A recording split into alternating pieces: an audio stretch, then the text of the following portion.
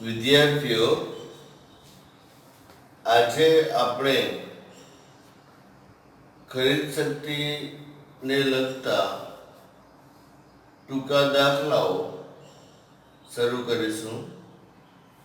એ પહેલા સમજૂતી.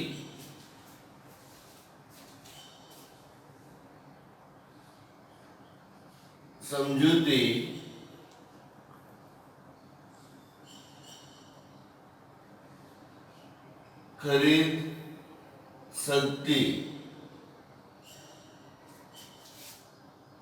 ને લગતા ટૂંકા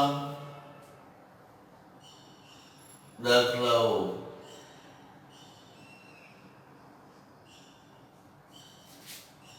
તેમાં પહેલા ભાવ સાપેક્ષ I એટલે કે સૂચકાંક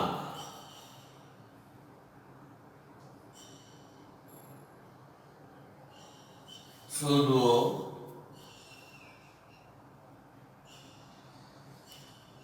પછી બીજો સ્ટેપ ફુગાવા નો દર શોધવો.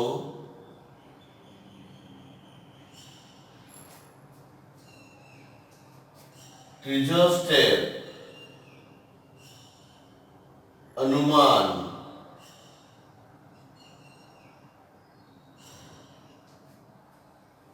ચોથો સ્ટેપ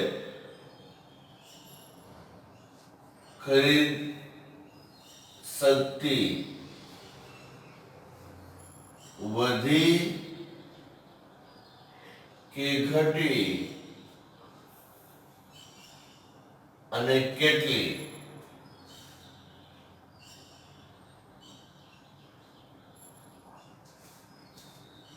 આ મુજબ ગણતરી થાય. હવે આ પ્રકારના દાખલાઓમાં ક્યારેક ફક્ત ભાવ સાપેક્ષ શોધવાનો હોય, ક્યારેક ફુગાવાના દર સુધી દાખલો આવે, ક્યારેક દાખલો અનુમાન સુધીનો હોય, ક્યારેક દાખલો છે ખરીદ શક્તિ વધી કે ઘટી સુધીનો હોય અને ક્યારેક દાખલો પૂરો આવે.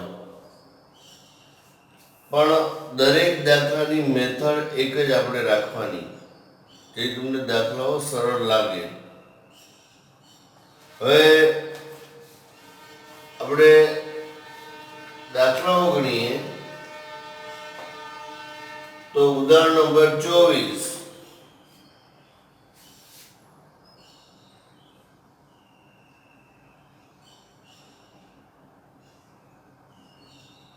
એનો દાખલા નંબર 1. હવે એની અંદર તમને જે આપેલી વિગત છે એ પહેલા લખું છું કે 2014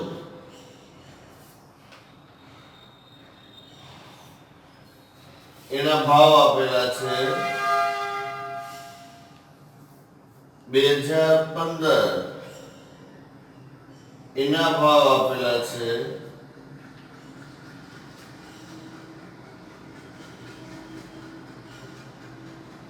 2014 ના ભાવ 1600, 2015 ના ભાવ 1800. તો અગાઉનું વર્ષ એટલે P0 આ P1 ગણાય. અહીં દાખલામાં તમને સૂચકાંક માંગ્યો અને તેનું અર્થઘટન માંગેલ છે. એટલે આપણે બે વસ્તુ મળશે. એક તમને લખાયું ભાવ સાપેક્ષ અને અર્થઘટન શોધવા માટે ફુગાવાનો દર. આ બે વસ્તુ આપણે શોધશું.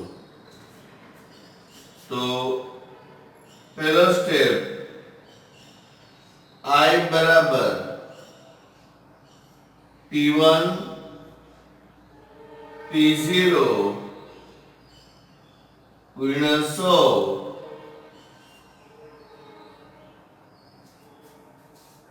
P1 1800 1600 આનો આન્સર 112.5 થાય.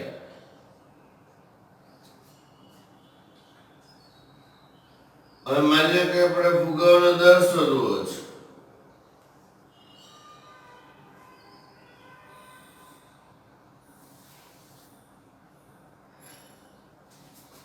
એનું સૂત્ર I માઇનસ 100 112.5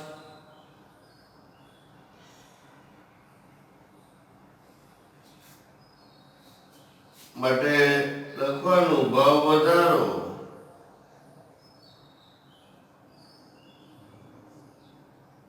12.5% આનું અર્થઘટન થયું. દસમ પૂરો થયો. આ દાખલો જે છે એમાં તમે જોઈ શકો કે ગણતરીમાં તમને ફક્ત 2 સ્ટેપ માંગેલા છે. રથી અનુમાન કે રથી ખરીદ શક્તિ. હવે એના પછી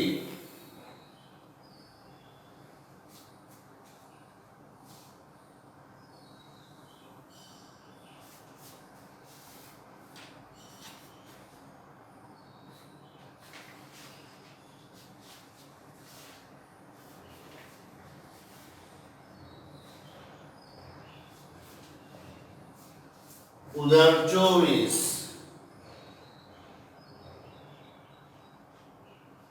એનો 5મો દાખલો.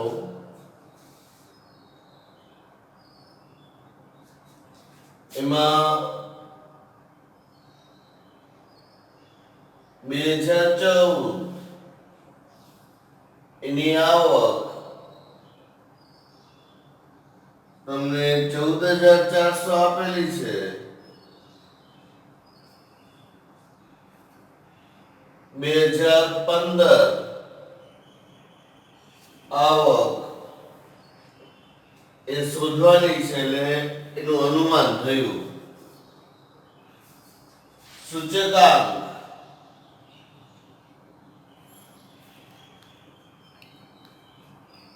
2014 2015 તો 2015 નો સૂચકાંક 115 આપ્યો. 2014 નો આપેલ નથી એટલે 100 ગણો. આધાર વર્ષ ગણાય અને આધાર વર્ષનું સૂચકાંક 100 હોય. તો અહીંયા આપણે અનુમાન માંગ્યું એટલે કે ત્રીજો સ્ટેપ. તો પહેલા આન્સરમાં પેલો પોઈન્ટ I એટલે કે ભાવ સાપેક્ષ.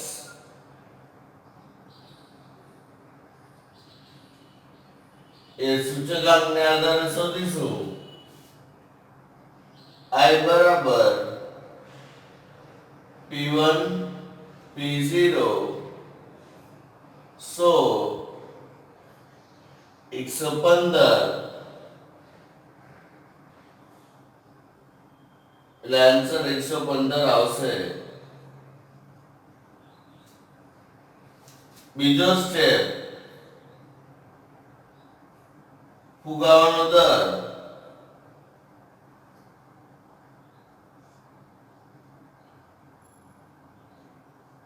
I minus 100 115 100 15 એટલે ભાવ વધારો 15% થયો. અને ત્રીજો સ્ટેપ અનુમાન.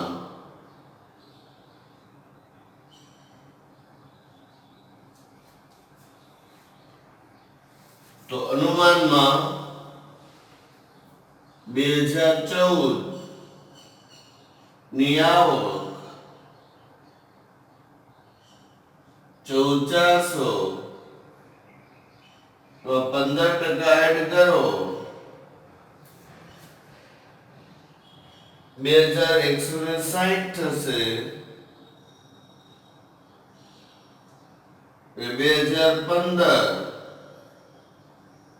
નું અનુમાન ભાવ વધારા મુજબ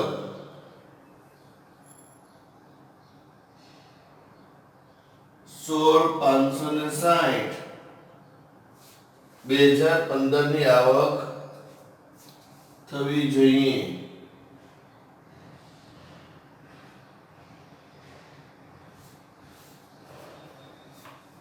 તો એ જોઈ શકાય છે કે જે બીજો આપણે દાખલો ગણ્યો એની અંદર આ ત્રણેય મુદ્દાઓ આવી ગયા. ભાવ સાપેક્ષ, ફુગાવાનો દર, અનુમાન. પણ જો આપણે સ્ટેપ નથી બદલાવ્યા, પહેલા ભાવ સાપેક્ષ શોધો, પછી ફુગાવાનો દર શોધો અને પછી અનુમાન આવ્યું. હવે ઉદાહરણ 24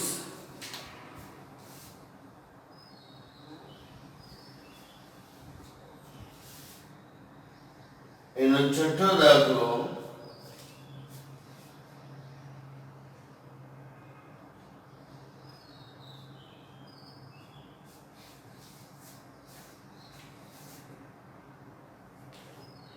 તો એની અંદર તમને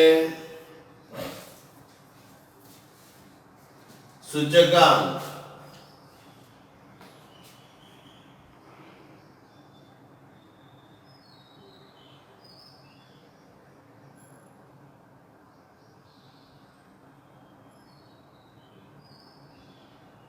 આધાર વર્ષ,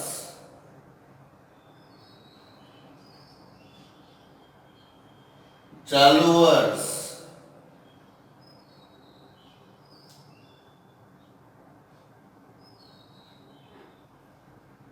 આધાર વર્ષ તો સૂચકાંક 100 હોય, ચાલુ વર્ષ તો 180,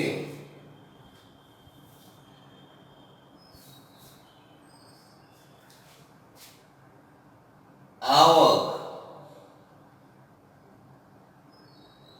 આધાર વર્ષ,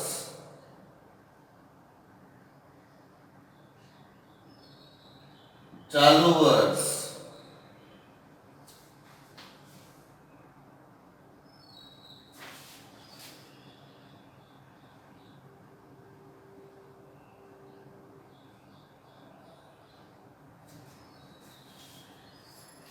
તો જ્યારે તમારે કમ્પેરિઝન કરવાની,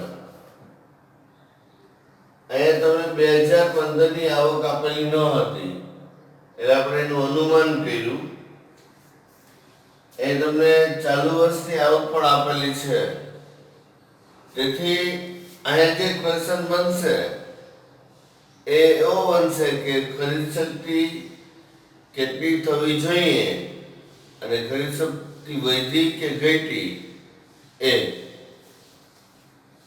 તો આન્સર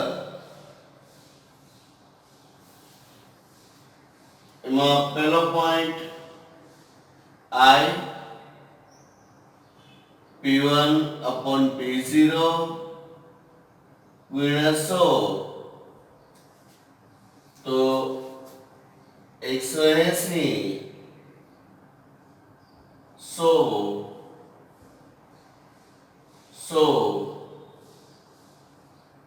180 આન્સર આવે.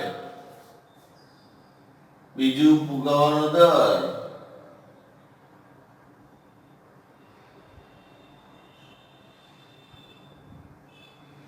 બરાબર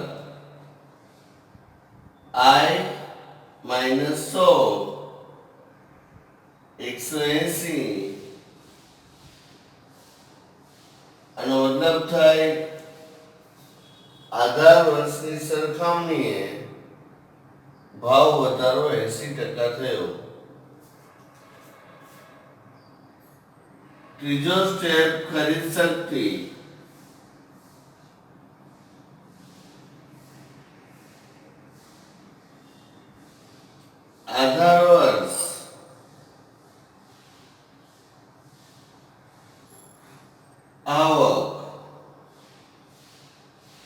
6000 માં ભાવ વધારો ઉમેરો તો કે 80%.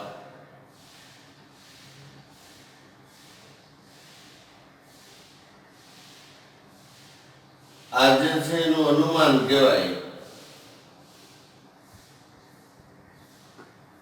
મીન્સ ભાવ વધારા મુજબ આવક 10,800 થવી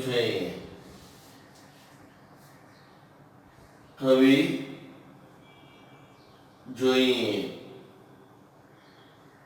એને ખરેખર સાથે સરખાવો તો 9,000 થાય. તો એ જોઈ શકાય છે કે ભાવ વધારા પ્રમાણે તમારી આવક 10,800 થવી જોઈએ, જે 9,000 થઈ છે. મતલબ 1,800 રૂપિયા ખરીદ શક્તિ ઘટી.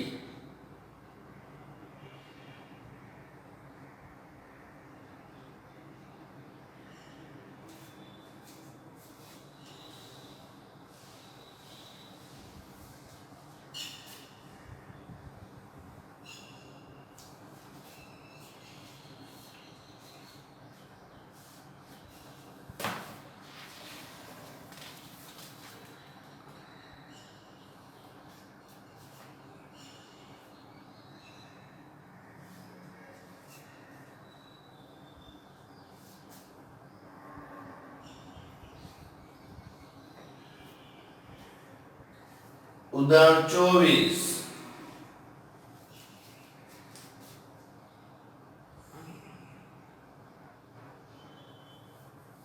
એનો 7મો દાખલો.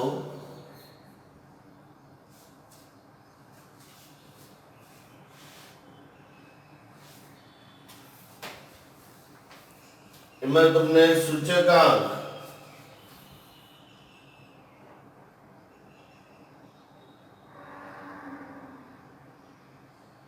આપેલ છે. આધાર વર્ષ અને ચાલુ વર્ષ. આધાર વર્ષ 150.2,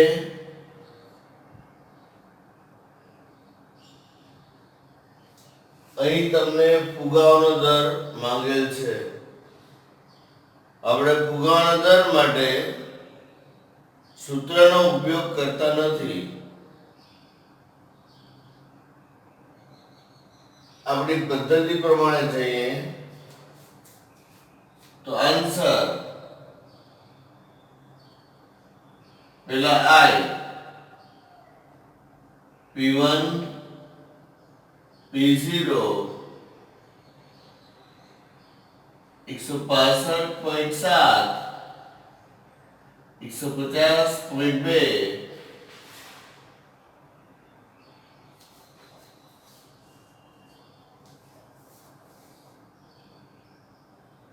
એનો આન્સર 110.32 આવશે. હવે ફુગાવાનો દર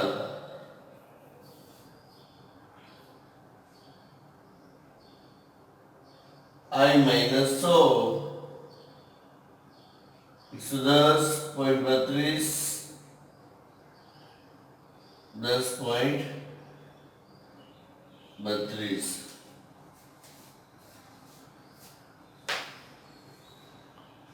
તો આપણે આજે સમજૂતી પ્રમાણેના 4 દાખલાઓ ગણ્યા. તો 4 દાખલામાં આ 4 સ્ટેપ પ્રમાણે યાદ રાખવાના, અને 4 દાખલાઓ જે આપણે ગણેલા છે એ સમજૂતી પ્રમાણે ગણેલા છે. બુકમાં તમને ફુગાવાનો દરનું જે સૂત્ર છે અલગ આપેલું છે, આપણે એને અલગ રીતે દર્શાવેલ છે. એ જે બુકમાં સૂત્ર આપેલ છે વિકલ્પ તરીકે યાદ રાખવું.